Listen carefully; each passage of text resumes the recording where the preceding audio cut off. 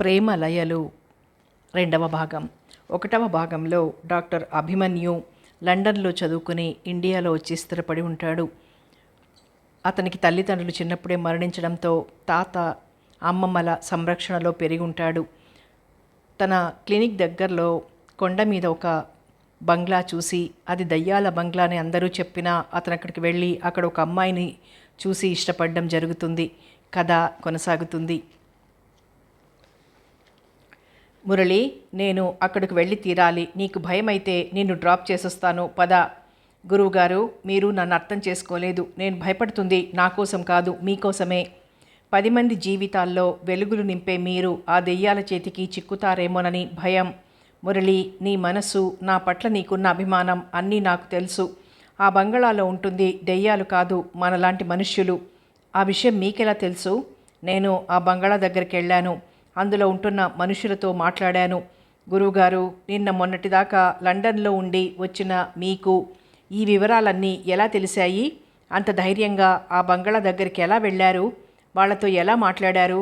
అడిగాడు ఆశ్చర్యంగా. మొదటిసారి తను ఆ బంగళాను చూడటం దగ్గర నుండి ఆ ఆడవాళ్లతో మాట్లాడటం వరకు జరిగిందంతా చెప్పాడు. అంతా విన్న మురళి, మీరు చెప్పింది వింటుంటే ఆ రహస్యం ఏమిటో నాకు తెలుసుకోవాలనిపిస్తోంది. ఆ బంగళాను గురించి రకరకాల కథలు చెబుతారు. ఎవరూ సాహసించి అటువైపు వెళ్ళరు. వెళ్ళిన వారు అక్కడి నుండి రాలేరంట. ఆ బంగళాను గురించి నీకు తెలిసిన వివరాలు చెప్పు. ఆ బంగళాలో ఎవరో అమ్మాయి ఉరిపోసుకొని చచ్చిపోయిందట. ఆ అమ్మాయి ఆత్మ దెయ్యమై తిరుగుతుంది అంటారక్కడ. అర్ధరాత్రైతే ఏడుపు వినిపిస్తుందట. అలానే కొందరు చెబుతారు. సామూహికంగా ఎన్నో ఆత్మలు ఆ బంగళాలో కాపురం పెట్టాయంటారు. నాకు తెలిసి నా ఫ్రెండ్ ఆ బంగళా వైపు వెళ్ళి చనిపోయాడు. నన్ను కూడా బంగళా దగ్గరికి వెళ్దాం రమ్మన్నాడు. నేనొద్దని ఎన్నో విధాలా నచ్చచెప్పాను. ప్రమాదాలని ఎదుర్కోవటం అతనికి సరదా. ఆ బంగళాలో దెయ్యాల విషయం ఏమిటో తెలుసుకుని వస్తానని అర్ధరాత్రి బయలుదేరి వెళ్ళాడు. ఉదయం 10 గంటలైంది. అతను రాలేదు. నేను ధైర్యంగా ఆ కొండ దగ్గరికి వెళ్ళాను.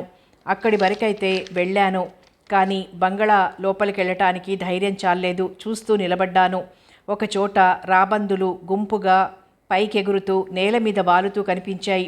అక్కడికి వెళ్ళి చూశాను. అస్థిపంజరం కనిపించింది. రాబందులు ఆ అస్థిపంజరాన్ని పీక్కు తింటున్నాయి. అక్కడ పీలికలై కనిపించిన బట్టల్ని బట్టి ఆ అస్థిపంజరం నా స్నేహితుడిదని గుర్తించాను. పోలీసులకు రిపోర్ట్ చేద్దామనుకున్నాను. ఏం చేసినా చనిపోయిన నా స్నేహితుడు తిరిగి రాడు కదా అని ఊరుకున్నాను. మురళి గొంతు బాధతో పలికింది. సారీ మురళి. ఆ బంగళాలో అందరూ చెప్పటం దెయ్యాలున్నాయని, అటువైపుకు వెళ్ళిన వాళ్లను పీక్కు తింటాయని. గురువుగారు, మంచి స్నేహితుడిని పోగొట్టుకున్నాను. మీరెందుకు తెలిసి ఆ మృత్యు గుహలోనికి అడుగు పెట్టడం? వెళ్ళిపోదాం పదండి. మీరు చూసిన ఆ ఆడవాళ్లు కూడా దెయ్యాలేనేమో.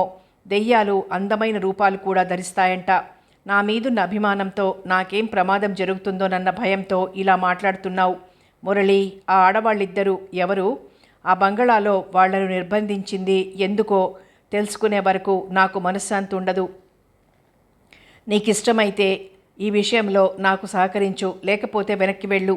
నా ప్రాణం పోయినా లెక్క చెయ్యను. ఆ విషయం తెలుసుకునే వరకు నేను మీ నీడలా మీ వెంట ఉంటాను అన్నాడు మురళి దృఢ నిశ్చయంతో. థ్యాంక్ యూ అన్నాడు అభిమన్యు. కారు మెల్లగా ముందుకు పోతోంది.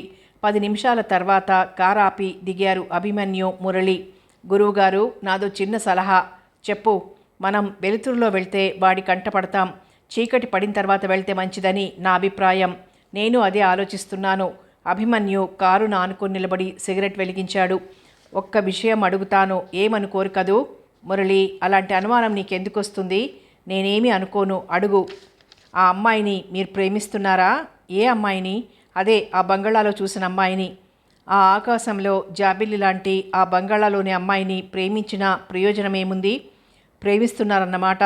గురువుగారు, మీ ప్రేమ విజయవంతం కావాలని మనసారా కోరుకుంటున్నాను. మురళి మాటలకు చిరునవ్వుతో అభిమన్యు, మనం ఇక్కడ నిలబడి టైం వేస్ట్ చేసే కంటే ఈ కొండ చుట్టూ ఒకసారి రౌండ్ కొట్టొద్దామా? ఆలస్యం ఎందుకు? బయలుదేరండి. కారులో కాకుండా నడిచి వెళ్దామా? టైం అంతా ఈ కొండ చుట్టూ తిరగడంలోనే గడిచిపోతుంది. కారులోనే వెళ్దాం. కారు వెళ్తుందా? అన్ని ఎత్తుపల్లాలు, పిచ్చి చెట్లు, దారి సరిగ్గా లేదు. అలా మాట్లాడుకుంటూ కొంత దూరం వెళ్ళారు. కొండ చుట్టూ కొలత దాదాపు 15 కిలోమీటర్లుంటుంది. ఎంతసేపు నడిచినా ముళ్ళ పొదలు, చెట్లు, రాళ్ళు, రప్పలు తప్ప ఏమీ కనిపించడం లేదు. వెనక్కొచ్చారు. బాగా చీకటి పడింది. ఆ బంగళా నిశ్శబ్దంగా ఉన్నది. చకచక నేర్పుగా కొండెక్కుతున్నారిద్దరూ. అభిమన్యు అతను కనిపిస్తాడేమోనని చుట్టూ చూశాడు. ఎవరూ కనిపించలేదు. వాడు కనిపించడం లేదు. ముందుకు వెళ్దామా అన్నాడు అభిమన్యు. జాగ్రత్తగా చూడండి, మనల్ని కనిపెట్టి ఏ పొదచాటునైనా దాక్కున్నాడేమో. అభిమన్యు చూపులు పరిసరాలను జాగ్రత్తగా గమనిస్తున్నాయి. ఎలాంటి అలికిడి వినిపించడం లేదు. ఇరువురు గుమ్మం దగ్గరకొచ్చి నిల్చున్నారు. తాళం వేసి ఉండలేదు. గడియ పెట్టుబడి ఉంది తలుపుకి. హుషారుగా ఈల వెయ్యాలనిపించింది అభిమన్యుకు. ఎందుకైనా మంచిదని మరోసారి చుట్టూ కలియ చూశాడు. మురళి మాటలకు చిరునవ్వు నవ్వాడు అభిమన్యు. మనమిలా నిలబడే కంటే ఈ కొండ చుట్టూ ఒక రౌండ్ కొట్టేద్దాం. ఎక్కడా అలికిడి లేదు. ముందుకు నడిచి తలుపు మీద చేయి వేశాడు అభిమన్యు. గాజుల మోత, ఆడవాళ్ల ఏడుపులు, నక్కల అరుపులు. ఇరువురు స్థాణువుల్లా నిలబడిపోయారు. మురళికైతే గొంతులో తడారిపోయింది. పాదాలు నేల కంటుకుపోయినట్లుగా అడుగు ముందుకు వెయ్యలేకపోయాడు. బొమ్మలా నిలబడ్డ అభిమన్యు మరుక్షణం తనను తాను సంభాళించుకున్నట్లు భుజాలెగరేశాడు. మరుక్షణం కోపంతో అతని ముఖం ఎర్రబడి ముక్కుపుటాలు పెద్దవయ్యాయి. డామేట్! బూటు కాలెత్తి తలుపుల్ని ఒక్క తన్ను తన్నాడు. తలుపులు బార్లా తెరుచుకున్నాయి. అంతా చీకటిమయం. ఏమీ కనిపించడం లేదు. క్షణక్షణానికి ఆ అరుపులు, రోదనలు పెద్దవవుతున్నాయి. జేబులో నుండి రివాల్వర్ తీసి సూటిగా పట్టుకొని ముందుకు అడుగు వెయ్యబోయాడు. అంతే, 2 అస్థిపంజరాలు పడ్డాయి వీపు మీద. గాజుల శబ్దం, వందల మంది అటూ ఇటూ కంగారుగా పరిగెత్తుతున్నట్లుగా అడుగుల సవ్వడి, రోదనా ధ్వనులు కర్ణ కఠోరంగా ప్రతిధ్వనించసాగాయి. చీకటి. కన్ను పొడుచుకున్నా ఏమీ కనిపించడం లేదు. అభిమన్యు డాక్టర్ కాబట్టి ఆ అస్థిపంజరాలను గురించి పట్టించుకోలేదు. ఆ 2 అస్థిపంజరాలను చూసి కెవ్వుమని అరవబోయి అతి ప్రయత్నం మీద సంభాళించుకున్నాడు మురళి. శరీరమంతా చెమటతో తడిసిపోయింది. ఆ శబ్దాలకు అతని గుండె ఆగిపోతుందేమో అన్నంత భయంగా ఉంది. గబ్బిలాలు, అస్థిపంజరాలు, ఎముకలు వర్షంలా పడుతున్నాయి వారి మీద. గురువుగారు, ఈ బంగళాలో నిజంగానే దెయ్యాలు కాపురముంటున్నాయి. ఈ శబ్దాలన్నీ ఆ దెయ్యాలవే. నాకు భయంగా ఉంది. వెళ్ళిపోదాం రండి. నా ఉనికి వాళ్లకు తెలిసింది. నన్ను భయపెట్టి నేను ఇక్కడికి రాకుండా చేయడానికే ఈ ప్రయత్నమంతా. దెయ్యాలు లేవు, భూతాలు లేవు. మరి ఈ అరుపులు, అస్థిపంజరాలేమిటి? నన్ను భయపెట్టడానికి అంతే. టార్చ్ లైట్ అన్నా లేదు. ఎంతసేపు ఇక్కడ ఉన్నా ఈ అరుపులు, అస్థిపంజరాలు తప్ప ఇక్కడ మనకి ఏమీ కనిపించదు. కిటికీ రెక్కలు, తలుపులు తెరిస్తే వెన్నెల పడుతుంది. ఆ వెన్నెల కాంతితో లోపలికి వెళ్ళి చూడొచ్చును. ఆ తలుపులు, కిటికీలు ఎటువైపు ఉన్నాయో కనిపించాలి కదా. నాకు తెలుసు. నువ్వు ఈ గుమ్మం దగ్గరే నిలబడు. నేను లోపలికి వెళ్ళి కిటికీ రెక్కలు తెరుస్తాను. గురువుగారు, నాకు భయంగా ఉంది. మనకెందుకొచ్చింది? వెళ్దాం పదండి. మురళి మాట వినిపించుకోనట్టుగా అభిమన్యు తను చూసిన గుర్తుల ఆధారంగా కిటికీ వైపు నడవబోయాడు. అంతే, మురళి గురువుగారు అంటూ బాధగా అరవటం. మరుక్షణం దభేల్మన్న శబ్దం వినిపించింది అభిమన్యుకు. కిటికీ వైపు వెళ్ళబోతున్న వాడల్లా ఆగి మురళి వైపు వచ్చాడు. అతను నేల మీద పడిపోయాడు. చేత్తో తట్టి లేపబోయాడు. అతని ముఖం తడితడిగా ఉంది.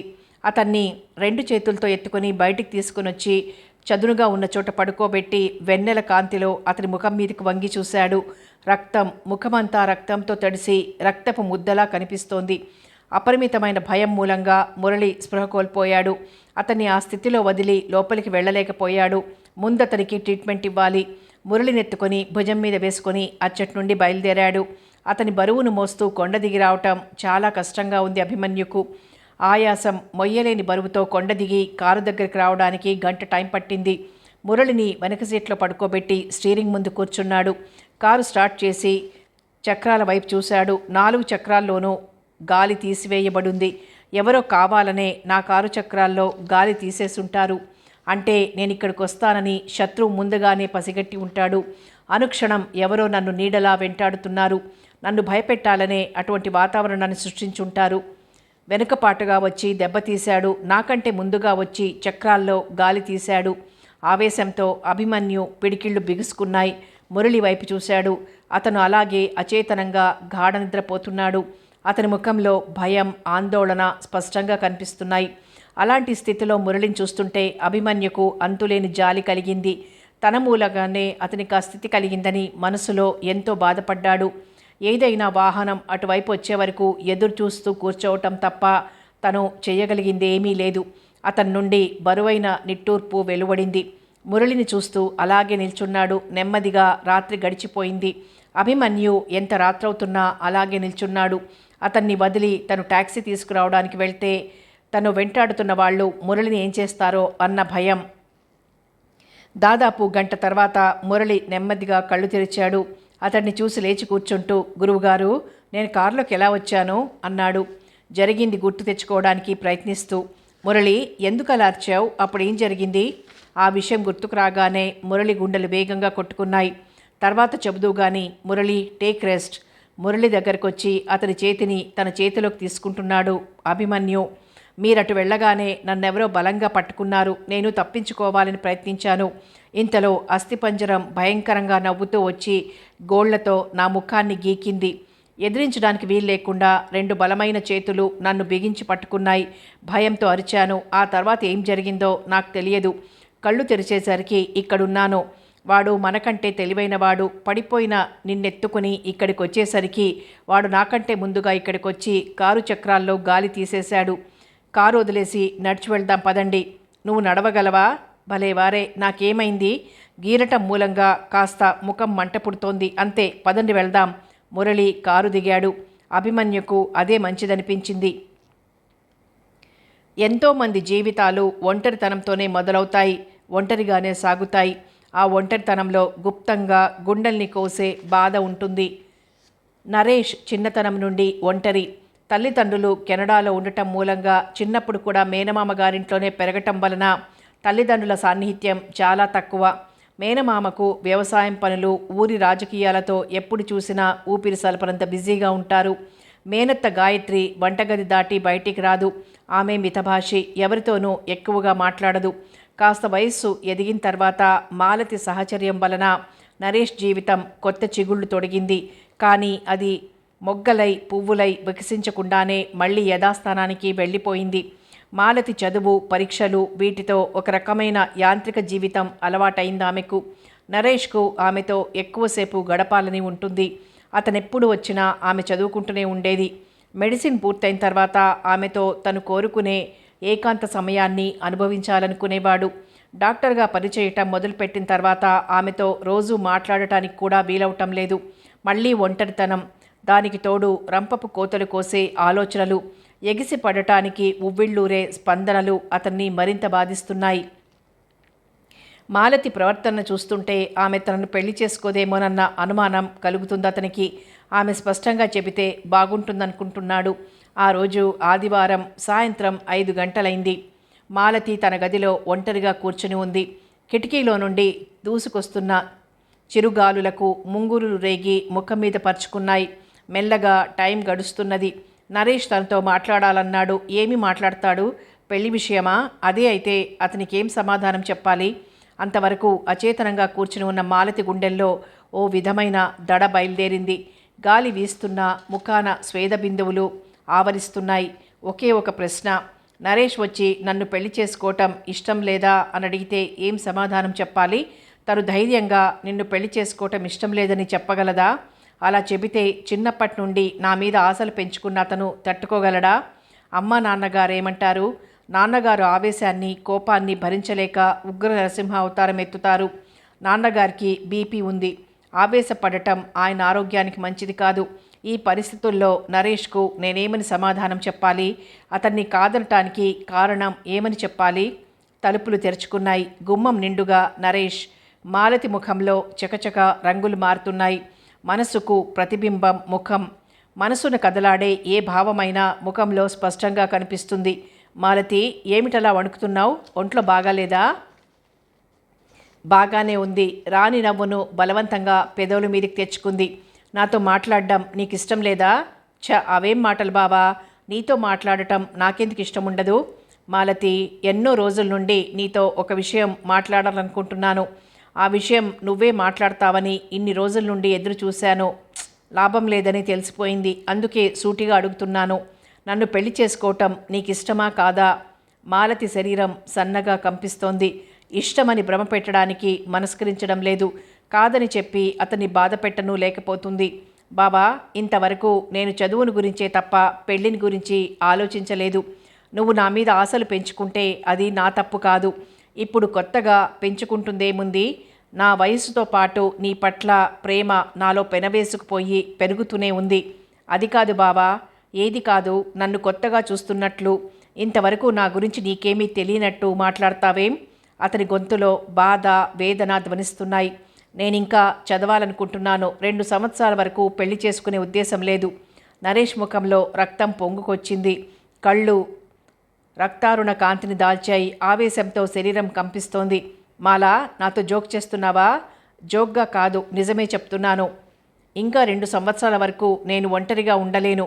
మెడిసిన్ పూర్తి చేయాలన్నావు, చేశావు. డాక్టర్గా పని చేయాలన్నావు, చేస్తున్నావు. మళ్ళీ ఇప్పుడు చదవాలని అంటున్నావు. పెళ్ళైన తర్వాత చదువుకోవచ్చుగా? పళ్ళ బిగువున కోపాన్ని ఆపుకుంటూ అన్నాడు. పెళ్ళైన తర్వాత ఎలా కుదురుతుంది? ఎందుకు కుదరదు? అయినా నాకిప్పుడు పెళ్లి చేసుకోవాలని లేదు. మాలతి, నరేష్ గొంతులో అంతవరకు ఉన్న మార్దవం తగ్గిపోయి కోపం చోటు చేసుకుంది. ఏమిటి బావా, ఎందుకు అలా అరుస్తావు? అంది అతనికి బాగా కోపం వచ్చిందని గ్రహించి. నీకు చదువుకోవాలనుకుంటే పెళ్ళైన తర్వాత చదువుకుందో గాని, అంతేగాని చదవాలన్న కారణమే అయితే పెళ్లి వాయిదా వెయ్యొద్దు. చెప్పానుగా, నాకు అసలు 2 సంవత్సరాలు పెళ్లి చేసుకోవాలని లేదని. అంతా నీ ఇష్టమేనా? నా జీవితం నా ఇష్టం. నన్ను, నా జీవితాన్ని శాసించే హక్కు ఎవ్వరికీ లేదు.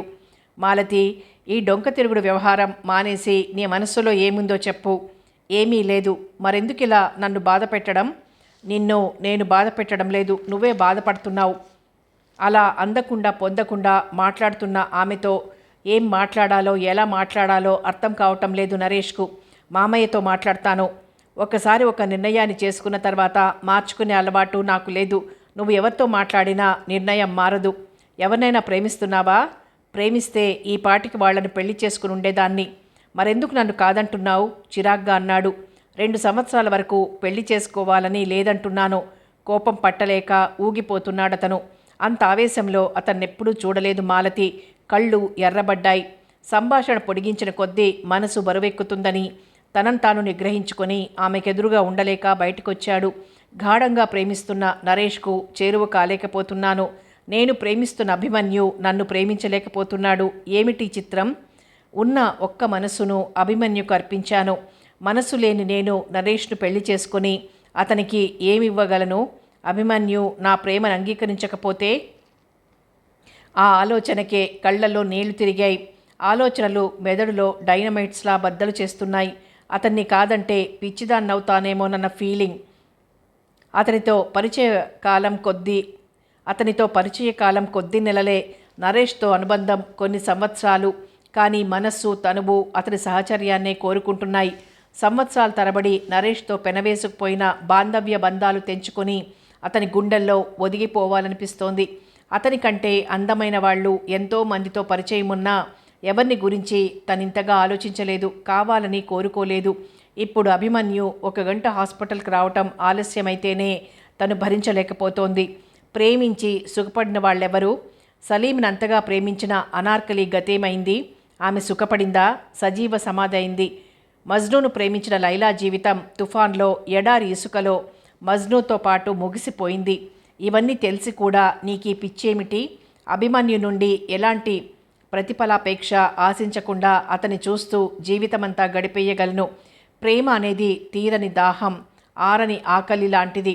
ఇందుకే కాబోలు ప్రేమించే వాళ్లకు పిచ్చివాళ్లకు తేడా ఉండదంటాను. నా మనసు విప్పి చెప్పందే అతనికి మాత్రం నా ప్రేమ ఎలా తెలుస్తుంది? తీరా చెప్పిన తర్వాత అతను కాదంటే భరించగలనా? రాత్రి 11 గంటలైంది. నిద్రపట్టని అభిమన్యు తన కారిడార్లో చేతులు వెనక్కి పెట్టుకొని దీర్ఘంగా ఆలోచిస్తూ బరువుగా అడుగులేస్తున్నాడు. అతని ముఖం గంభీరంగా ఉంది. మనసులో రకరకాల ఆలోచనలు. క్షణక్షణానికి ఇదెలా సాధ్యం అనుకుంటున్నాడు. కానీ ఆ ప్రశ్నకు జవాబు దొరకటం లేదు. ప్రశాంతంగా సాగిపోతున్న నా జీవితంలో ఏమిటి తుఫాన్? మెరుపులా ఇలా కనిపించి అలా మాయమైన ఆ అమ్మాయిని గురించి నాకెందుకీ బాధ? చిన్నతనం నుండి దేనికి బాధపడకుండా, బాధ కష్టమంటే ఏమిటో తెలియకుండా ఎంత అపురూపంగా పెంచారు తాతాజీ. ఈ వయస్సులో పెళ్లి చేసుకోకుండా నేను ఆయనకి మనశ్శాంతి లేకుండా చేశాను. ఆ అమ్మాయి విషయం తాతాజీకి చెప్దామన్నా ఆ అమ్మాయి రూపం తప్ప కనీసం పేరు కూడా తెలియదే. ఏమని చెప్పను? ఆ బంగళా నుండి ఆ అమ్మాయి ఎలా మాయమైంది? రాజమండ్రి సెంట్రల్ జైల్లో నుండి అయినా తప్పించుకోవడం సాధ్యమవుతుందేమో కానీ ఆ బంగళాలో నుండి మాత్రం ఆ అమ్మాయి తప్పించుకోవడం సాధ్యపడదు. ఎవరో ఆ అమ్మాయి ఇక్కడి నుండి మరో చోటికి మార్చారు. ఎవరో. నాకు వినిపించిన ఏడుపులు, గాజుల చప్పుడు ఎవరివి? అంతకుముందు వినిపించని శబ్దాలన్నీ ఆ రోజు ఎలా వినిపించాయి? అస్థిపంజరాలు ఎక్కడి నుండి వచ్చాయి? ఆ అమ్మాయి జీవితమంతా బందీలా ఆ దుర్మార్గుడి చేతిలో గడపాలా? ఆమెకు నేనేమీ సహాయం చేయలేనా? ఆమె జీవితం కన్నీటిమయం కాకూడదు. ఆమెను ఆ దుర్మార్గుడి బారి నుండి ఎలాగైనా కాపాడాలి. అతని గదిలో లైట్ వెలుగుతూ ఉండడం చూసి పైకొచ్చిన వాళ్ళ అమ్మమ్మ అతను అనీజీగా తిరుగుతున్న తీరు చూసి మౌనంగా నిలబడిపోయింది. బాబూ, నిద్ర పట్టడం లేదా? అంది నవ్వుతూ. అర్ధరాత్రి కాబోతున్నా నీకు నిద్ర పట్టకపోవడానికి కారణం తెలుసా? ఏమిటమ్మమ్మా అన్నాడు అతను పచార్లాపి నవ్వుతూ ఆమె దగ్గరికి వచ్చి. వయసులో జరగాల్సిన అచ్చట్లు ముచ్చట్లు ఆ వయసులోనే జరగాలి. అభిమన్యు, నీకు నచ్చిన అమ్మాయిని వెంటనే పెళ్లి చేసుకో అన్నది అతని వైపు ప్రేమగా చూస్తూ. ఆమెకు సమాధానంగా చిరునవ్వు నవ్వాడతను. మా ఇద్దరికీ నీ పెళ్లి కళ్ళారా చూడాలన్న ఆశ. అమ్మమ్మ, మీ ఆశ తప్పక నెరవేరుస్తాను. చదువైపోయి ఇక్కడికి వచ్చిన దగ్గర నుండి ఇదే మాట చెప్తున్నావు. మా ఆశ నెరవేర్చేదెప్పుడు? ఎన్ని సంవత్సరాలకు? సంవత్సరాలు కాదు, కొద్ది రోజుల్లోనే. ఆ ఒక్క కోరిక తీరిస్తే ఇక మాకే కోరికలు లేవు అన్నది మురిపెంగా మనవడిని చూస్తూ. ఆ కోరిక తీరిన తర్వాత మనవడిని చూడాలంటావు అన్నాడు నవ్వుతూ. నిజమేరా, ఈ 2 కోరికలు తీరిస్తే ప్రశాంతంగా చచ్చిపోతాను. అమ్మో, ఆ పని మాత్రం చెయ్యకు. నువ్వు చచ్చిపోతే నా పిల్లల్ని ఎవరు పెంచుతారు అన్నాడు హాస్యంగా నవ్వుతూ. మీ ఆవిడ అంది నవ్వుతూ. ఇంత రాత్రి వరకు మేలుకొని ఉంటే నీ ఆరోగ్యం పాడైపోతుంది. వెళ్ళి నిద్రపో. నీ ఆరోగ్యం పాడవదా? నవ్వుకుంటూ వెళ్ళింది వాళ్ళ అమ్మమ్మగారు. అక్కడి నుండి గదిలోకి వెళ్ళి పడుకున్నాడతను. టీపాయ్ మీదున్న వారపత్రిక చేతిలోకి తీసుకున్నాడు. అతని మనసు గజిబిజిగా ఉండటంతో అక్షరాల వైపు చూపులున్న మెదడులోకి ఏమీ వెళ్ళటం లేదు. పుస్తకం మూసి పక్కన పెట్టి ఆలోచనలో మునిగిపోయి కళ్ళు మూసుకుని పడుకున్నాడు. ఎంత ప్రయత్నించినా నిద్రాదేవి కరుణించలేదు. బెడ్ మీద నుండి లేచి నైట్ డ్రెస్ మార్చుకొని పైజామా లాల్చి వేసుకున్నాడు. గదిలో నుండి బయటకొచ్చాడు. లాన్లో తిరుగుతున్న టైగర్ తోకూపుతూ అతని దగ్గరకు వచ్చింది. దాని తల చేత్తో నిమిరి కారు దగ్గరికి వచ్చాడు. టైగర్ కారెక్కుతానని గారాం చేస్తుంటే దాన్ని కారెక్కించుకున్నాడు. ఆ బంగళా భయంకరంగా కనిపిస్తోంది. అడ్డదిడ్డంగా పెరిగిన ముళ్ళ పొదలను చూస్తుంటే జుట్టు విరబోసుకున్న దెయ్యాల్లా కనపడుతున్నాయి. అంతటా నిశ్శబ్దంగా ఉంది. కీచురాళ్ల రొద తప్ప. అభిమన్యు బంగళా లోపలికెళ్ళాడు. ఆశ్చర్యం, ఇప్పుడే శబ్దం వినిపించడం లేదు. పెద్ద హాలు. ఆ హాలుకు 4 వైపులా విశాలమైన గదులు, తలుపులు, కిటికీలు అన్నీ తెరిచాడు. వెన్నెల వెలుగు పడటంతో బంగళా లోపల భాగం చాలా వరకు స్పష్టంగా కనిపిస్తుంది. గాజుల మోత గాని అడుగుల శబ్దం గాని వినిపిస్తుందేమో అని ఒళ్లంతా చెవులు చేసుకుని వింటూ గదులన్నీ కలయి తిరిగాడు. ఎటువంటి శబ్దం వినిపించలేదు. అన్ని గదులు టార్చ్ లైట్ వేసి చూశాడు. ఏమీ కనిపించలేదు. ఈ బంగళాలో నిజంగా దెయ్యాలుంటే కనిపించాలి కదా. ఆ రోజు మిమ్మల్ని చూడగానే అరిచిన దెయ్యాలు ఈరోజు నన్ను చూడగానే ఎందుకు అరవవు? ఆ ఏడుపులు, అరుపులు ఎవరివి? అన్ని ప్రశ్నలే. ఒక్కదానికి సమాధానం దొరకలేదు. గోడలన్నింటినీ తడిమి చూశాడు. ఏదైనా ఆధారం కనిపిస్తుందేమోనని. ఏమీ కనిపించలేదు. సింహద్వారం దగ్గరకొచ్చాడు. అతని కళ్ళల్లో ఆ రోజు వెళ్ళిపొమ్మని ప్రాధేయపడిన ఆ అమ్మాయి రూపమే కనిపిస్తోంది. నన్ను ఈ రాక్షసుని బారి నుండి కాపాడలేవా అని వేడుకుంటున్నట్లుగా ఉంది.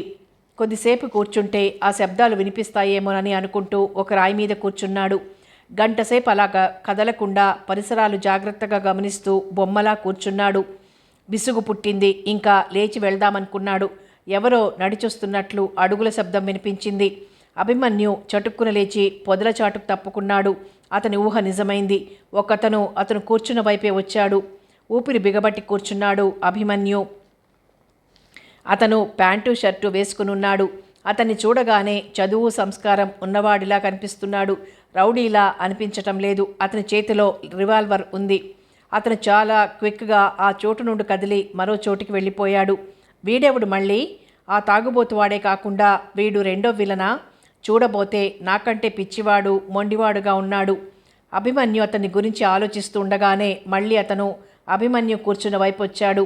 అటు ఇటు చూసి లోపలికెళ్ళాడు. అతని నడకలో, చూపులో ఆతృత, కంగారు కనిపిస్తున్నాయి. అతను చేసే పనిని అభిమన్యు పొదలచాటు నుండి కళ్ళప్పగించి చూస్తూ కూర్చున్నాడు. అతను అటు ఇటు చూసి లోపలికి వెళ్ళాడు. ఒక చేతిలో రివాల్వర్ ఉంది, మరో చేతిలో టార్చ్ లైట్ ఉంది. అభిమన్యు అక్కడే కూర్చోవటమా, అతన్ని వెంబడించటమా అని ఆలోచిస్తూ కూర్చున్నాడు. పొదలచాటు నుండి బయటకొచ్చి అభిమన్యు కూడా ఏమాత్రం చప్పుడవ్వకుండా లోపలికి వెళ్ళాడు. అతను టార్చ్ లైట్ వెలుగులో గోడను అంగుళం అంగుళం పరిశీలనగా చూస్తున్నాడు. టార్చ్ లైట్ వెలుగును బట్టి అతనికి తనకు మధ్య ఉన్న దూరాన్ని ఊహించుకొని నీడలా అతన్ని వెంటాడుతున్నాడు. చాలాసేపు అతను టార్చ్ వెలుగులో విసుగు లేకుండా గోడల్ని తడిమి చూస్తూనే ఉన్నాడు. అభిమన్యు అతనికి కనిపించకుండా క్రీనీడలో గోడకు అంటుకుపోయినట్టుగా నిలబడి అతని చర్యల్ని గమనిస్తున్నాడు. అంతలో దబ్బన్న శబ్దం వినిపించింది. అతను టార్చ్ లైట్ ఆర్పేశాడు. అభిమన్యు ఆ చప్పుడు ఎటువైపు నుండి వచ్చిందా అని ఆలోచిస్తున్నాడు. 10 నిమిషాలు నిశ్శబ్దంగా గడిచిపోయాయి. మళ్ళీ టార్చ్ లైట్ వెలిగింది. అభిమన్యు చూపులు అటువైపు తిరిగాయి. పట్టువదలని విక్రమార్కుడిలా అతను గోడను ప్రతి అంగుళం టార్చ్ లైట్ వెలుగులో పరిశీలనగా చూస్తూ ముందుకు నడుస్తున్నాడు. అభిమన్యు గోడకు ఆనుకొని అతని చర్యల్ని గమనిస్తూనే అతనికి చేరువగా వస్తున్నాడు. మరో గంట తర్వాత అతను బయటకు వచ్చాడు. అతనితో పాటు అభిమన్యు కూడా బయటకు వచ్చాడు. టైగర్ని లోపలికి తీసుకొస్తే ఏదైనా దానికి అనుమానం జరిగితే అది అరచి గోల చేస్తుందని దాని కారులోనే కూర్చోబెట్టొచ్చాడు. అతను సింహద్వారానికి ఆనుకొని నిలబడ్డాడు. అతనికి కొద్ది దూరంలో అభిమన్యు నిల్చున్నాడు. అతను అక్కడి నుండి కదిలితే గాని అభిమన్యు బయటికి రావటానికి వీలవదు. దూరాన్నుండి టైగర్ అరుపులు వినిపిస్తున్నాయి. కారణం లేకుండా టైగర్ అరిచి గోల చెయ్యదు. అదలా అరుస్తుందంటే ఎవరైనా కారు దగ్గరకు వచ్చుండాలి, లేకపోతే నాకేదైనా ప్రమాదం ఎదురవబోతుండాలి అనుకున్నాడు అభిమన్యు టైగర్ అరుపులు వింటూ. గొంతు చించుకొని పరిసరాలు దద్దరిల్లేలా అరుస్తోంది టైగర్. కారు అద్దాలు మూసి టైగర్ చూడటానికి మాత్రం ముందు సీటు వైపు అద్దం కొద్దిగా తెరిచుంచాడు. ఆ ఖాళీలో నుండి చూస్తూ అరవటం మూలంగా దాని గొంతు వినిపిస్తోంది. ఆ కొద్ది ఖాళీలో నుండి అది బయటికి రాలేదు. నరాలు చిట్టిపోతాయేమో అన్నంత టెన్షన్గా ఉంది దాని అరుపులు వింటుంటే అభిమన్యుకి. అతను తాపీగా సిగరెట్ వెలిగించాడు. అతని వాలకం చూస్తుంటే అక్కడి నుండి కదిలేలా లేడు. అభిమన్యు మరో ద్వారం గుండా బయటకొచ్చాడు. అతన్ని అనుసరించే ప్రయత్నం మానుకుని టైగర్ ఎందుకు గోల చేస్తుందోనని కారు దగ్గరికి వచ్చాడు. అతన్ని చూసి టైగర్ ఇంకా పెద్దగా అరవటం మొదలుపెట్టింది. అభిమన్యు కారు దగ్గరికి వచ్చి తల నిమురుతూ కారులో కూర్చోబోయాడు. కారు ముందు భాగం మీద ఎవరో పడుకునున్నారు. గబుక్కున కారు దిగి ముందుకొచ్చాడు. ఎవరో అడ్డంగా పడుకుని ఉన్నారు. ఆ పడుకున్న తీరు అతనికి అనుమానం కలిగింది. కారులో నుండి టార్చ్ లైట్ తీసుకొని ఆ టార్చ్ లైట్ వెలుగులో అటు వైపు చూసిన అభిమన్యు కొయ్యబారిపోయాడు. అతను డాక్టర్గా ఎన్నో చావుల్ని చూశాడు, ఆపరేషన్లు చేశాడు. శరీరంలోని ప్రతి భాగం అతనికి తెలుసు. ఘోరమైన యాక్సిడెంట్లో అవయవాలను పోగొట్టుకొని మాంసపు ముద్దల్లా హాస్పిటల్కు చేర్చబడిన వాళ్లకు ట్రీట్మెంట్ ఇచ్చినప్పుడు కూడా అతనంతగా చలించలేదు. అటువంటి అభిమన్యుకే ఆ దృశ్యం చూస్తుంటే ఒళ్ళు జలధరించింది. పడుకున్నది మనిషి కాదు, శవం. శవపేటికలో నుండి దొంగిలించి తెచ్చిన శవంలా ఉంది. కళ్ళు నోరు తెరుచుకుని భయంకరంగా కనిపిస్తోంది. వెన్నెల్లో వళ్ళు మరింత భయాన్ని గొల్పుతూ భూతాలను ప్రేతాలను గుర్తుకు తెచ్చేలా కనిపిస్తున్నాయి. ఒక్క నిమిషం ఏం చేయటానికి పాలుపోలేదు. కారులో నుండి టైగర్ని బయటకు వదిలాడు. అది రేసు గుర్రంలా ముందుకు బంగాళా వైపుకు పరిగెత్తుతోంది. దాన్ని బట్టి ఆ శవాన్ని కారు దగ్గరకు తీసుకొచ్చిన వాళ్ళు దాన్ని అక్కడ పడుకోబెట్టి బంగాళా వైపు వెళ్ళుంటారనుకున్నాడు. భూస్థాపితం చేయబడిన శవాలను అలా బయటికి తీయడం చట్టరీత్యా నేరం. ఆ శవాన్ని ఏం చెయ్యాలో తోచలేదు అభిమన్యుకు. పోలీసులకు అప్పచెపితే వాళ్ళు యక్ష ప్రశ్నలు వేస్తారు. వాళ్ళు వేసే ప్రశ్నలకు తన దగ్గర సమాధానాలు లేవు. ఒక బాధ్యత గల పౌరుడిగా ఆ శవాన్ని తనలా వదిలి వెళ్ళకూడదు. పోలీసులకు అప్పగిస్తే ఆ శవం నా కారు దగ్గరికి ఎలా వచ్చిందని అడుగుతారు. తనకు తెలియదని చెప్పినా నమ్మరు. తనకు తెలియకుండా తన దగ్గరికి శవం ఎలా వచ్చిందంటారు. అంతేకాదు, అర్ధరాత్రి ఆ పాడుబడిన బంగాళా దగ్గరికి ఎందుకు వెళ్ళావంటారు. తీగలాగితే డొంకంతా కదిలినట్టు ఈ విషయాలన్నీ బయటకొస్తాయి. తను వార్తలలో వ్యక్తిగా పేపర్లోకి ఎక్కుతాడు. తాతాజీ ప్రాణం కంటే పరువే ముఖ్యమైంది అనుకునే వ్యక్తి. ఏ కోణంలో నుండి చూసినా ఆలోచించినా ఆ శవాన్ని అక్కడే వదిలివేయటమే మంచిదనిపించింది. కారు స్టార్ట్ చేసి కొద్ది దూరం పోనిచ్చి సడన్ బ్రేక్ వేశాడు. శవం క్రింద పడిపోయింది. టైగర్ ఇంకా క్రిందికి రాలేదు. టైగర్ని అనుసరించి వెళ్ళటం ప్రమాదం. శత్రువులు నాకంటే చాలా తెలివైన వాళ్ళు. నేను ఇక్కడికి వస్తానని ముందుగానే ఊహించి ఈ ఏర్పాట్లన్నీ చేసుంటారు. ఒకరోజు ఆ అరుపులు, ఈరోజు శవం. నన్నిక్కడికి రాకుండా చెయ్యాలని వాళ్ళ ధ్యేయం. బహుశా వాళ్ళ విషయాలన్నీ నేను తెలుసుకుంటానన్న అనుమానంతోనే ఇలాంటి సన్నివేశాలన్నీ సృష్టించి నన్నిక్కడికి రాకుండా చెయ్యాలనుకుంటున్నారు. నాకు భయపడే ఆ ఆడవాళ్ళిద్దరినీ ఇక్కడి నుండి మాయం చేశారు. కోపంతో పిడికిళ్ళు బిగుసుకున్నాయి. Tiger car పైకొచ్చింది. బంగళా వైపు చూపిస్తూ మరుగుతోంది. శత్రువులు ఆ బంగళాలోనే ఉన్నారన్న విషయం అర్థమైంది. వాళ్లను ముఖాముఖి ఎదుర్కోవటం చాలా ప్రమాదం. శత్రువులు ఎవరు? ఆ తాగుబోతనా, లేకపోతే బంగళాలో ఇప్పుడు కనిపించిన అతనా? అతని శవాన్ని నా కారు దగ్గరికి చేర్చాడు అనుకోవటానికి వీల్లేదు. 2 గంటల నుండి అతన్ని తను అనుసరిస్తూనే ఉన్నాడు. నేను బంగళాలోకి వచ్చిన తర్వాత అతను శవాన్ని కారు దగ్గరికి చేర్చి వచ్చుంటాడేమో అనుకుందామన్నా అదే నిజమైతే టైగర్ అప్పుడెందుకు మౌనంగా ఉంటుంది? అరిచి గొడవ చేసేది. టైగర్ అరుపులు మొదలుపెట్టినప్పుడే ఎవరో కారు దగ్గరికి తీసుకొచ్చారు. అది చూసే టైగర్ అరవటం మొదలుపెట్టింది. అన్నట్లు అప్పుడతను నా ఎదురుగానే ఉన్నాడు కాబట్టి అతను కాదు ఈ పని చేసింది. మరెవరు? అతను శత్రువర్గంలో వాడైతే దొంగల ఆ బంగళాలోకి ఎందుకు ప్రవేశిస్తాడు? శబ్దం వినగానే టార్చ్ లైట్ ఎందుకు ఆర్పేస్తాడు? అతను వెతికేది ఎవరి కోసం? గోడల్ని అంత పరిశీలనగా చూసిందెందుకు? ఆ గోడలకు రహస్య ద్వారాలున్నాయేమోననా? అతను కూడా నాలాగే ఆ అమ్మాయి కోసమో ఆ బంగళాలో వెతుకుతున్నాడేమో. అతను ఆ బంగళాలో నుండి బయటకొచ్చాడా? అతను ఏ మూలో దాక్కునుంటాడు? టైగర్ కంటపడి ఉన్నట్లయితే అతన్ని వదిలేది కాదు. లాక్కొచ్చి నా ముందు నిలబెట్టుండేది. శత్రువర్గంలోని వాడు కాకపోతే అతనికి ప్రమాదం జరిగినట్టే. శవాన్ని తీసుకుని వచ్చిన వాళ్ళు బంగళాలోకి వెళ్ళుంటారు. అందుకే టైగర్ బంగళా వైపు వెళ్ళింది. అతను వాళ్ళ కంటపడితే అతన్ని చంపకుండా వదలరు. మై గాడ్, మరో నిండు ప్రాణం వాళ్లకు బలి కాబోతోంది. ఉదయం నుండి సన్నగా చినుకులు పడుతున్న వర్షం సాయంత్రానికి కుంభవృష్టిలా కురవటం మొదలుపెట్టింది. వర్షం మూలంగా సాయంత్రం పూట ఒకరిద్దరు తప్ప పేషెంట్స్ రాలేదు. మాలతి, అభిమన్యు ఇద్దరూ కన్సల్టింగ్ రూమ్లో కూర్చున్నారు. వర్షం వలన పనిలేకపోయినా ఇంటికెళ్లకుండా ఆ రూమ్లో కూర్చుంది మాలతి. మాలతి పిలిచాడు అభిమన్యు. అతను అలా పిలిస్తే శరీరంలోని ప్రతి భాగం పొలికించినట్లు అనుభూతి కలుగుతుంది. కళ్ళెత్తి అభిమన్యు వైపు చూసింది. నిండుగా హుందాగా కనిపించే రూపం, ప్రశాంతమైన చిరునవ్వుతో కూడిన ముఖం. అతను అలా చూస్తూ కూర్చోమంటే ఒక జీవిత కాలమంతా కూర్చోగలదు తను. ఏమిటలా చూస్తున్నావు? చిరునవ్వుతో అడిగాడు. ఏం లేదు, ఏదో కొత్తగా నన్నిప్పుడే చూస్తున్నట్లుగా చూస్తున్నావు అన్నాడు నవ్వుతూ. రేపు నా బర్త్డే అంది తలుంచుకొని. అయితే భోజనానికి వస్తాను. ఆ మాట వినగానే ఆమె కళ్ళు కొత్త కాంతులతో మెరిశాయి. నిజంగా వస్తారా? అనుమానంగా ఉందా? అవును, తప్పకుండా వస్తాను. మీకోసం నేనే స్వయంగా వంట చేస్తాను. ఎందుకని? అంతలోనే మాలతి ముఖం చిన్నబోయింది. నీ స్వయం పాకం ఉంటే మన హాస్పిటల్లోనే నేను పేషెంట్గా అడ్మిట్ అవ్వాలి. నేను వంట చాలా బాగా చేస్తాను. నాకు మాత్రం నమ్మకం లేదు. కావాలంటే రేపు నా చేతి వంట రుచి చూడండి. మళ్ళీ మా ఇంటి భోజనానికి వస్తారు. సరే, చూస్తానన్నాడు అభిమన్యు నవ్వుతూ. థ్యాంక్ యూ అంది. ఇంతకీ లంచ్కా డిన్నర్కా నేను వచ్చేది? మీ ఇష్టం. ఉదయం రావడానికి వీలు కాదు, రాత్రి డిన్నర్కే వస్తాను. 5 గంటలకల్లా వచ్చేయాలి. ఆపరేషన్ కేసులు వచ్చినా రేపటికి వాయిదా వేసి రావాలి. మాలతి, నువ్వు డాక్టర్ అన్న విషయాన్ని మర్చిపోయావా? అన్నింటికంటే మనకు వృత్తి ధర్మం ముఖ్యం.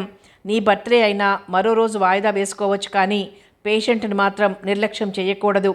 Sorry, I'm very sorry. Malathi కళ్ళల్లో నీళ్లు తిరిగాయి. నిన్ను బాధ పెట్టాలని కాదు, భవిష్యత్తులో మరోసారి ఇలాంటి మాట నీ నోటి నుండి రాకూడదని చెప్పాను. వృత్తిని దైవంలా చూడాలి. అప్పుడే మనం చదువుకున్న చదువుకు సార్థకత ఏర్పడుతుంది. Thank you. నువ్వు రేపు సాయంత్రం రావద్దు. నేను వీలైనంత త్వరగా హాస్పిటల్ పని ముగించుకొని మీ ఇంటికి వస్తాను అన్నాడు చిరునవ్వుతో ఆమె కళ్ళల్లోకి చూస్తూ. ఈ వర్షంలో ఇంటికి వెళ్ళటం ఎలా? నా కారులో డ్రాప్ చేస్తాను. వరండా దాటి కారు దగ్గరికి వెళ్ళేసరికి తడిసి ముద్దైపోతాం. మరో గంట ఇక్కడే ఉందాం. ఇంటికెళ్ళి మాత్రం చేసే పనేముంది అన్నాడు నవ్వుతూ. అతనలా అనాలనే ఆ మాట అన్నది మాలతి. నిజానికి ఆమెకు అసలు అక్కడి నుండి కదలాలని లేదు. అతన్ని తనివి తీరా చూస్తూ మనసారా మాట్లాడాలని ఎన్ని రోజుల నుండో అనుకుంటోంది. తను కోరుకున్న ఏకాంత సమయం ఈరోజు అనుభవంలోకి వచ్చింది వర్షం మూలంగా. రోజు అయితే హాస్పిటల్ పనైపోగానే క్లబ్కో ఇంటికో వెళ్ళిపోతాడు అభిమన్యు. వర్షం వలన ఎటూ వెళ్లకుండా కూర్చున్నాడు. ఎన్నో రోజులుగా ఎదురు చూస్తున్న ఏకాంత సమయం అనుభవంలోకి వచ్చేసరికి ఏం మాట్లాడాలో అర్థం కావటం లేదు మాలతికి. ఏదో చెప్పాలన్న ఆరాటం, మరేదో పొందాలన్న తపన. కొన్ని సందర్భాలలో మాటల కంటే మౌనమే బాగుంటుంది. కొత్త పెళ్లి కూతుర్లా తలొంచుకొని కూర్చున్నావేమిటి? నవ్వుతూ అడిగాడు అభిమన్యు. మాలతి చెక్కిళ్ళు మందార పూలయ్యాయి. వర్షం తగ్గిందన్నాడు కిటికీల నుండి బయటికి చూస్తూ. వెళ్దామా అంది మాలతి అయిష్టంగానే. జల్లు పడుతోంది, తడిసిపోతావు అన్నాడు అభిమన్యు. వర్షం పూర్తిగా తగ్గిన తర్వాతే వెళ్దాం, నీ ఇష్టం. అభిమన్యు కిటికీలో నుండి బయటికి చూస్తున్నాడు. అతన్నే చూస్తోందామే. ఇంతకీ మీరనేదేమిటి? ఆ బంగళాలోనే ఆ అమ్మాయి ఉందని. మీ అనుమానం నిజమైతే ఆ అమ్మాయి కనిపించాలి కదా. ఒకవేళ నిజంగా ఆ అమ్మాయి ఆ బంగళాలో ఉన్న ఆ దెయ్య మరుపులకు గుండె పగిలి చనిపోయి ఉంటుంది అన్నాడు మురళి. మురళి బాధగా పిలిచాడు అభిమన్యు. అతని గొంతులో ధ్వనించిన బాధను బట్టి అతనెంతగా ఆమెను ప్రేమిస్తున్నాడో అర్థమైంది మురళికి. సారీ గురువుగారు అన్నాడు. ఆ బంగళాలో భూగృహం ఉండి అతను గోడలను అంత పరిశీలనగా తడిమి చూశాడంటే లోపలికి వెళ్ళడానికి ఏదైనా మార్గం కనిపిస్తుందనే అతనికంటే ముందుగా నేను లోపలికి వెళ్ళే మార్గం తెలుసుకోవాలి. ఆ పని ఈ రాత్రికే జరగాలి. మళ్ళీ ఆ దయ్యాల దగ్గరికి వెళ్దామా? మనిషికి ప్రథమ శత్రువు ఎవరో తెలుసా? పిరికితనం మురళి. దెయ్యాలు భూతాలు ఏమీ లేవు. నీకిష్టమైతే నాతోరా, లేకుంటే ఒంటరిగానే వెళ్ళి తెలుసుకుంటాను. I'm very sorry. నేను మీరనుకుంటున్నంత పిరికివాడిని కాదు. నా స్నేహితుడి మరణాన్ని చూసిన తర్వాత నాకు వెలుగును ప్రసాదించిన మీకు కూడా అలాంటి ప్రమాదం ఎదురవుతుందేమోనన్న భయంతో ఇలా పిరికితనంగా మాట్లాడుతున్నాను. నాకు తెలుసు, కావాలనే నిన్ను రెచ్చగొట్టే విధంగా మాట్లాడుతున్నాను. ఒంటరిగా వెళ్ళాలనుంది. నాకేదైనా ప్రమాదం జరిగితే నువ్వు తోడుగా ఉంటావని నిన్ను నాతో రమ్మంటున్నాను. అలాగే వెళ్దాం. ఇంతకీ ఆ రెండో అతనెవరు? అదే నాకు అర్థం కావడం లేదు. అతనికి మనకంటే ఎక్కువ వివరాలు తెలుసుంటాయి. అందుకే బంగళా అడుగు భాగంలోకి వెళ్లే మార్గాల్ని వెతుకుతున్నాడు. టైం ఎంతైంది? అతను చేతికున్న వాచి వైపు చూసి 7:30 అన్నాడు. ఆలస్యం ఎందుకు? బయలుదేరదామా? మనం కారు తీసుకెళ్ళినా మనం బంగళా దగ్గరికి వెళ్ళి వచ్చేసరికి చక్రాల్లో గాలి తీస్తున్నారు. కారులో వెళ్ళటం మూలంగానే వాళ్ళు మన ఉనికిని తెలుసుకుంటున్నారని నా అనుమానం. ఈసారి కారులో వెళ్ళొద్దు, టైగర్ని తీసుకుని నడిచే వెళ్దాం అన్నాడు మురళి. అరచి గోల చేస్తుంది. శత్రువులకు మన ఉనికి తెలిసిపోతుంది. మనిద్దరమే వెళ్దాం. అలాగే వెళ్దాం పదండి. మనం అక్కడికి చేరేసరికి 8 దాటుతుంది. ఇద్దరు టార్చ్ లైట్లు, ఒక రివాల్వర్ తీసుకుని బంగళా వైపు బయలుదేరారు. ఈసారి బంగళా ముందు వైపు నుండి కాకుండా వెనక వైపు నుండి వెళ్దామనుకున్నారు. ఇద్దరూ మెల్లగా కొండ ఎక్కడం మొదలుపెట్టారు. రాళ్ళు, రప్పలు, ముళ్ళ పొదలు ఎగుడు దిగుడుగా ఉండటం మూలంగా ఎక్కడం చాలా కష్టంగా ఉంది. చెప్పులు జారిపోతుంటే తీసి కిందికి విసిరారు. పాదాలకు రాళ్లు గుచ్చుకుంటున్నాయి, ముళ్ళు గీసుకుపోతున్నాయి. అతనితో సమానంగా కొండపైకి వెళ్ళలేకపోతున్నాడు మురళి. అతనికి చెయ్యి అందించి నడిపిస్తున్నాడు అభిమన్యు. బంగళా ఇంకా 100 గజాల దూరంలో ఉంది. కొండ నిట్ట నిలువుగా ఉంది. ముళ్ళ పొదలు, చెట్ల కొమ్మల ఆసరాతో ఇద్దరూ కోతుల్లా గెంతుతూ భగీరథ ప్రయత్నం మీద పైకి రాగలిగారు. ఎలాంటి చప్పుళ్ళు వినిపించడం లేదు. భయం గొల్పే నిశ్శబ్దం తప్ప. అభిమన్యు, మురళి గుబురుగా పెరిగిన పొదచాటుగా నిలబడి పరిసరాలను పరిశీలిస్తున్నారు. ఎవరూ లేరని నిర్ధారణ అయిన తర్వాత అభిమన్యు అడుగులు అడుగు వేస్తూ సింహద్వారం దగ్గరకు వచ్చాడు. అతన్ని అనుసరించాడు మురళి. ఇద్దరూ బంగళా లోపలికి ప్రవేశించారు. ఏ అలికిడి లేదు. అతను టార్చ్ లైట్ వెలిగించాడు. ఆ వెలుగులో గోడ మీద లోపలికి వెళ్ళడానికి ఏదైనా ఆధారం కనిపిస్తుందేమోనని చూడటం మొదలుపెట్టాడు. మురళి ఎటువైపు నుండి ప్రమాదం జరుగుతుందోనని చుట్టూ చూస్తున్నాడు. గంట సేపటిదాకా అలా గోడలన్నీ తడిమి చూస్తూనే ఉన్నాడు అభిమన్యు. మురళి గోడ కానుకొని నిల్చున్నాడు. అతను ఆనుకోవడం వలన గోడ జరుగుతున్నట్లు అనిపించింది. గురువుగారు, ష్, అంత పెద్దగా అరవకు, ఏం జరిగింది అంటూ మురళి దగ్గరికి వచ్చాడు అతను. గోడ ఊగుతున్నట్లుంది, చూడండి అన్నాడు. అతను టార్చ్ లైట్ వేసి మురళి చూపించిన వైపు చూశాడు. అక్కడ నిజంగానే గోడ అటు ఇటు ఊగుతున్నట్లుగా ఉంది. అభిమన్యు ఆ భాగాన్నంతా జాగ్రత్తగా చూశాడు. మురళి ఆనుకున్న చోట గోడ కదులుతోంది. మురళిని పక్కకు జరగమన్నాడు. అతను పక్కకి జరగగానే గోడ కదలటం ఆగిపోయింది. అభిమన్యు అక్కడ చెయ్యి పెట్టి బలంగా అదిమాడు. తలుపులు తెరుచుకున్నట్లుగా గోడ ఒక పక్కకు జరిగింది. నిజానికి అది గోడ కాదు, అలా కనిపించేలా లోపలికి వెళ్ళటానికి ఏర్పాటు చేసిన తలుపు. లోపలికి చూశాడు. కన్ను పొడుచుకున్నా కనిపించినంత చీకటి. లోపలికి వెళ్ళటమా మానటమా అన్న సందిగ్ధంలో 1 నిమిషం అలాగే నిల్చున్నాడు. ఎవరో వస్తున్నట్లుగా అలికిడైంది. అభిమన్యు, మురళి గోడల కంటుకుపోయినట్టుగా నిలబడ్డారు. ఇద్దరు వ్యక్తులు లోపలికొచ్చారు. పచ్చి నెత్తురు తాగే రాక్షసుల్లా ఉన్నారు. 6 అడుగుల ఎత్తు, దృఢంగా ఉన్న ఆ ఇద్దరు సినిమాల్లో చూపించే రౌడీల్లా గళ్ల లుంగీలు, చేతుల బనీన్లు తొడుక్కున్నారు. ఒకడి చేతిలో ఉన్న పొడవాటి కత్తి ఆ చీకట్లో కూడా తళతళ మెరుస్తోంది. రెండో వాడి చేతిలో రివాల్వర్ ఉంది. ఇద్దరు ఒకసారి హాలంతా కలియదిరిగి చూశారు. తర్వాత బయటికెళ్లారు. అభిమన్యు, మురళి ఊపిరి బిగబట్టి అలాగే నిల్చున్నారు. వాళ్ళిద్దరూ మళ్ళీ వెంటనే లోపలికొచ్చారు. ఈసారి ఒకడి చేతిలో క్యారియర్, రెండో వాడి చేతిలో మంచినీళ్ల కూజా ఉంది. వాళ్ళిద్దరూ అభిమన్యు నిల్చున్న వైపే వస్తున్నారు. అతను చప్పుడవ్వకుండా దూరంగా జరిగాడు. వాళ్ళిద్దరూ మళ్ళీ ఒకసారి హాలంతా కలియజూసి చేతితో ఒకచోట గోడ మీద అదిమారు. గోడ పక్కకు జరిగింది. ఇంత క్రితం అభిమన్యు చేసిన పనే వాళ్ళు చేసింది. ఆ ద్వారం గుండా వాళ్ళు లోపలికి వెళ్లారు. ద్వారం దానంతట అదే మూసుకుపోయింది. అభిమన్యు 2 నిమిషాల తర్వాత గోడ మీద చెయ్యేసి అదిమి చూశాడు. ఈసారి గోడ పక్కకు జరగలేదు. తలుపు తెరుచుకోవడానికి బయట నుండి గోడను అదిమినట్టుగానే మళ్ళీ తలుపు తెరుచుకొని రావటానికి లోపల నుండి ఏదో ఏర్పాటు చేసుకుంటారనుకున్నాడు అభిమన్యు. గురువుగారు, మనం కూడా లోపలికి వెళ్దామా?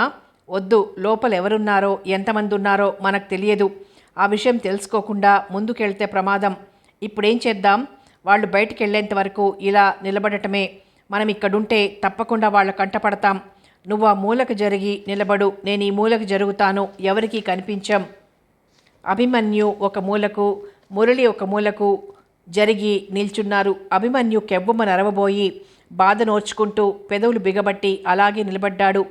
ఎన్ని రోజుల నుండో ఆ మూలన కాపురం పెట్టిన 2 తేళ్లు తమకు శృంగభంగం జరిగేసరికి కసిగా అతని పాదాల మీద కాటు వేశాయి. టార్చ్ లైట్ వేసి ఆ వెలుగులో వాటిని చూసిన అభిమన్యు టార్చ్ లైట్ వాటి మీద పెట్టి గట్టిగా అదిమి చంపేశాడు. పాదాలు 2 మంటల్లో పెట్టి కాలుస్తున్నట్లుగా బగబగా మంట పెడుతున్నాయి. ఎంత ఓర్చుకుందామనుకున్నా ఆ బాధను భరించలేకపోతున్నాడు. 2 తేళ్లు ఒకేసారి కాటు వేయటం మూలంగా అమితమైన బాధగా ఉంది. అంత బాధను భరిస్తూనే ఆలోచిస్తున్నాడు. వాళ్ళు భోజనం తీసుకెళ్ళింది ఎవరికి? వాళ్ళు తీసుకెళ్లిన క్యారియర్లోని భోజనం ఒకరిద్దరికే సరిపోతుంది. ఆ ఇద్దరు నేను చూసిన ఆడవాళ్లేనేమో. వాళ్లను నేను చూశానన్న అనుమానంతోనే వాళ్ళను భూగృహంలో దాచి ఉంటారు. ఈ రౌడీలకు నాయకుడెవరు? ఎందుకు ఈ ఆడవాళ్ళని ఇలా నిర్బంధించారు? ఈ రౌడీలకు తమ నాయకుడంటే సింహస్వప్నమై ఉండాలి. ఆ భయమే లేకపోతే ఆ ఆడవాళ్ళిద్దరినీ యాపిల్ పండును తినేసినట్టుగా తినేసేవారు. ఎలా వీళ్ళ బారి నుండి వాళ్ళని కాపాడాలి? మళ్ళీ తలుపులు తెరుచుకున్నాయి. వాళ్ళిద్దరూ బయటకొచ్చి గోడను ఒకచోట చెయ్యి పట్టి అదిమారు. గోడ ఎప్పట్లా మూసుకుపోయింది. వాళ్ళిద్దరూ చుట్టూ చూసి బయటికి వెళ్ళిపోయారు. మురళి, నువ్వు ఇక్కడే ఉండు, నేను లోపలికి వెళ్తానన్నాడు అభిమన్యు మురళి దగ్గరగా వచ్చి.